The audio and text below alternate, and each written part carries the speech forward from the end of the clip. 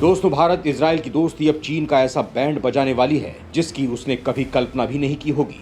सीमा पर उसकी हर हरकत का ऐसा जवाब दिया जाएगा कि उसकी नानी याद आ जाएगी, क्योंकि भारत के पास आ गया है वो सीक्रेट प्लान जिससे दुश्मन थर थर कांपेगा। सीमा पर कोई हरकत करने से पहले 1000 बार सोचेगा, क्योंकि मिशन मोदी अब बड़ा धमाल मचाने जा रहा है, चीन का वजूद मिटाने वाला है। दोस्तों, जैसा कि आप जानते हैं कि एलएसी पर चीन की कायराना हरकत के बाद 2020 से ही दोनों देशों की सेनाएं आमने सामने हैं। हालात ये है कि कभी भी जंग का बिगुल बज सकता है। चीन ने अपने नापाक मंसूबे को अंजाम देने के लिए पहले ही 1 लाख से ज्यादा सैनिक बॉर्डर पर तैनात कर रखे हैं, और अब उसने जो किया है वो उसकी मंशा का उबाल है।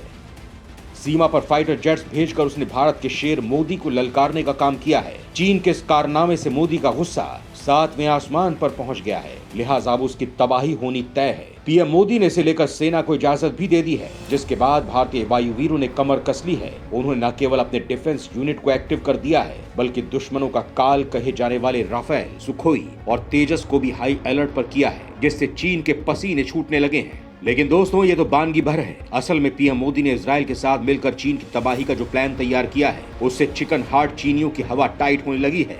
दोस्तों, चीनी चंकियों ने गलवान में नापाक हरकत की थी, उसके बाद ही पीएम मोदी ने उनकी पुंगी बजाने की ठान ली थी।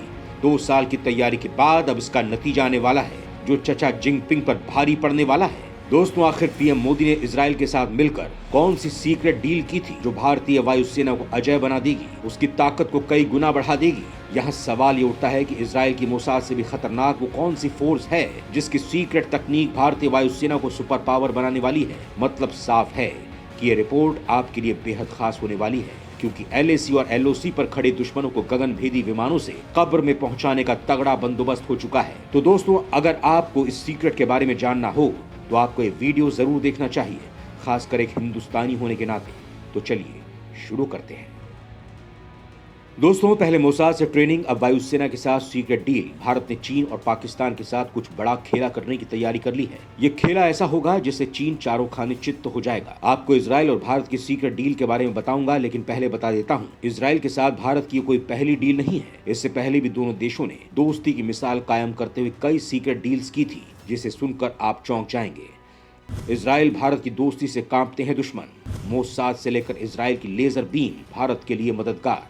दोस्तों, रूस की तरह इजराइल भी हमेशा भारत के साथ कंधे से कंधा मिलाकर चलता है, चाहे बात आतंकवाद की हो या फिर सीमा सुरक्षा की। इजराइल हमेशा भारत के साथ एक मजबूत चट्टान की तरह खड़ा नजर आता है। भारत की दोस्ती को लेकर किस हद तक जा सकता है, इसका अंदाजा आप इसी बात से लगा सकते हैं कि पाक में घुसकर आतंकियों का सफाया करने के लिए भी उसने भारत की बड़ी मदद की है।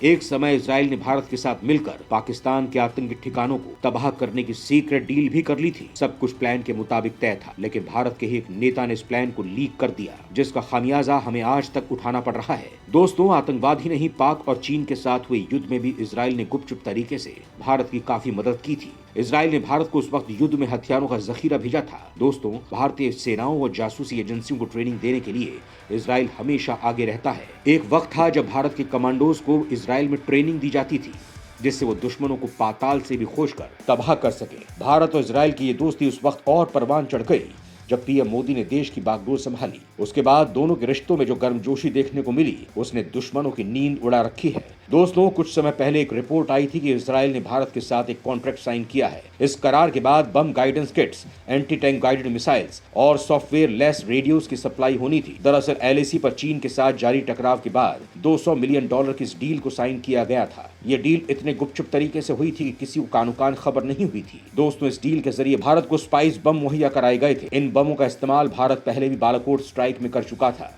इसकी मारक क्षमता को देखते हुए भारत ने इसे एलएसी पर तैनात सेनाओं को देने का प्लान बनाया था, जिससे चीन की चुंगियों को सबक सिखाया जा सके।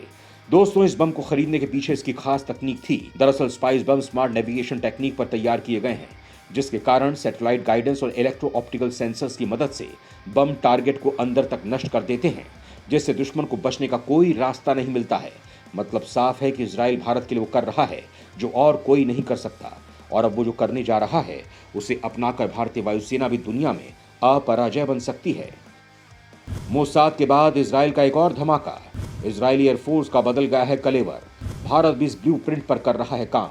दोस्तों, दरअसल इजरायली वायुसेना ने अपनी ताकत बढ़ाने और दुश्मनों को काल के गाल में पहुंचाने के लिए स्पेशल फोर्सेस को एक कमांड में शामिल करने वाली 7वीं एरियल स्पेशल फोर्स विंग बनाई गई है। जानकारों का कहना है कि इजरायल के इस कदम से दुश्मनों की हवा टाइट हो गई है और उन्हें अपनी तबाही साफ दिख रही है। इजरायल का यह कदम चीन और पाकिस्तान के लिए भी चिंता का सबब बन गया है, क्योंकि उन्हें अब लगने लगा है कि भारत इस नक्शे कदम पर चलकर उनकी हालत पतली कर सकता है। विशेषज्ञों का भी कहना है कि ऐसे कदम से भारत को भी प्रेरणा लेनी होगी और इसी आइडिया के आधार पर भारतीय वायुसेना की भविष्य की रणनीति तैयार करनी होगी, तभी दुश्मनों की सोड़ ढीली की जा सकती है। दोस्तों, यहाँ बड़ा सवाल ये उठता है कि आखिर इजरायल ये स्क्वाड्रन क्यों बना रहा है। 17वीं एरियल स्पेशल फोर्स विंग बनाने का मकसद कई मोर्चों पर उभर कर आ रहे खतरों का जवाब देना और ऑपरेशनल जरूरतों को पूरा करना है। इस विंग से यूनिट्स के ऑपरेशनल प्रभाव को बढ़ाया जाएगा। इजरायल की वायुसेना की विशेष गतिविधियों, रूटीन और इमरजेंसी ऑपरेशंस के लिए विंग हमेशा अपने ढंग से बड़ी ताकत के रूप में सहयोग देगी। दोस्तों, इस दस्ते को क्यों बनाया गया ये तो साफ हो गया, लेकिन इसका गठन कैसे किया गया ये भी आपको बता देता हूँ। कैसा है इस दस्ते का गठन? दोस्तों, इस एक विंग में सर्च ऑपरेशन के साथ राहत कार्य करने वाली यूनिट 669, शालडाग कमांडो यूनिट और दुश्मनों के खेमों में एयरफील्ड बनाने वाले दस्तों को शामिल किया गया है।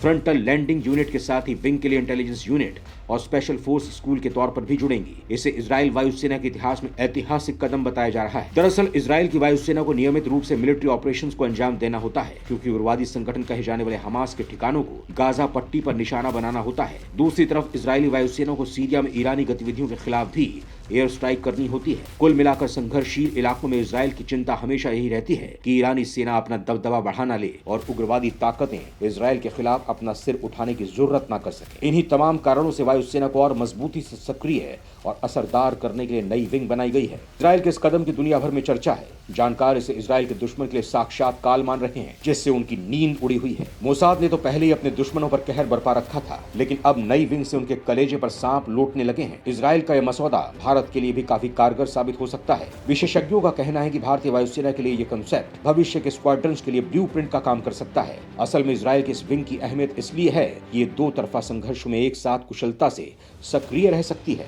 दोस्तों, इसका महत्व भारत के लिए और बढ़ जाता है क्योंकि उसके सामने पाकिस्तान और चीन दोनों की चुनौतियां हैं, जिससे हमेशा उसे सतर्क रहना पड़ता है, क्योंकि जरा सी भी चूक दुश्मन को मौका दे सकती है। दोस्तों, जानकारों का कहना है कि जब भारतीय वायुसेना अपने 28 स्क्वाड्रंस को बढ़ाकर 40 करने पर विचार कर रही है, तो ऐसी हालत में उसे ऐसे नए आइडियाज पर काम जरूर करना चाहिए, क्योंकि ये दुश्मनों के खिलाफ बड़ा हथियार साबित हो सकता है और एक साथ दोनों मोर्चों पर दुश्मनों के दांत खट्टे कर सकता है। दोस्तों, यहाँ बता दूं कि भारत और इजरायल के बीच रक्षा समझौतों की एक लंबी फहरिस्त है और अगर भारत इस क्षेत्र में भी इजरायल से मदद मांगेगा तो इसमें दो राय नहीं कि वो हमारी मदद जरूर करेगा। दोस्तों, आपको हमारी रिपोर्ट कैसी लगी हमें कमेंट बॉक्स में जरूर बताएं और अगर आपको ये रिपोर्ट अच्छी लगे तो इसे लाइक और शेयर जरूर करें।